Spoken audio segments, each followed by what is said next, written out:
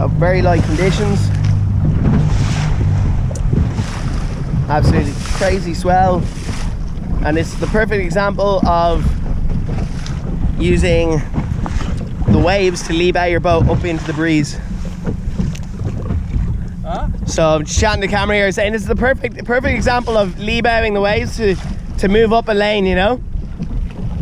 So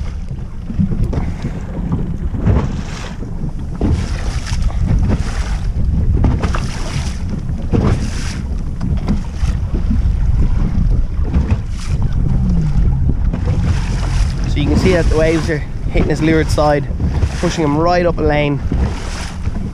So go for it. It's crazy wind direction and swell direction here in Dunleary. Here we go, there's a bit of breeze.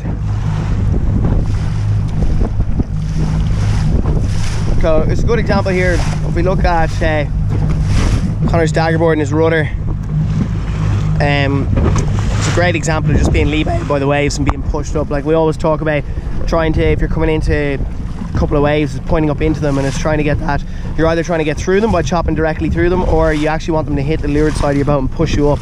And this is like the extreme example of being pushed up by waves to leeward of you. You can see these waves are just trucking them up into other. Oh yes, now we got the breeze!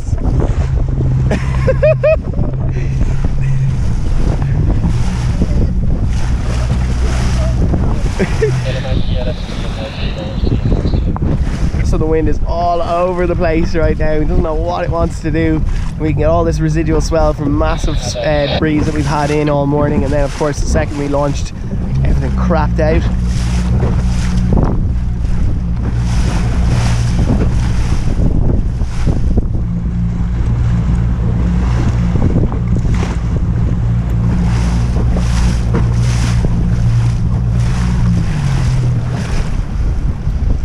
So what you'll notice is when a wave hits his leeward side, you'll notice that he tends to hike a bit more, and it looks like he's got a gust. And what that is actually the wave is pushing up into the wind, creating more pressure on his sail.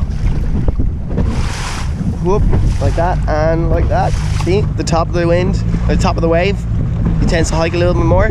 And this is like an extreme example of this, but it actually works when you're, let's say, sailing upwind into quite a bit of swell. At the top of the wave, you tend to get a bit more breeze, and if you've pushed up into that wave and you've got a little bit of lee bow, or weather helm, or not weather helm, sorry, when you're getting lee bowed and pushed up into the wind by the wave, you tend to get a little extra pressure on your sail, and that's why you need to be aware when you're at the top of a wave that you point, or not that you point up, you hike harder, and maybe you might even want to ease the main a small bit, just at the top of the wave for a second, and then once you're over the top of the wave, pressure eases off your sail again, it's fully back on, and then you might not have to hike so hard.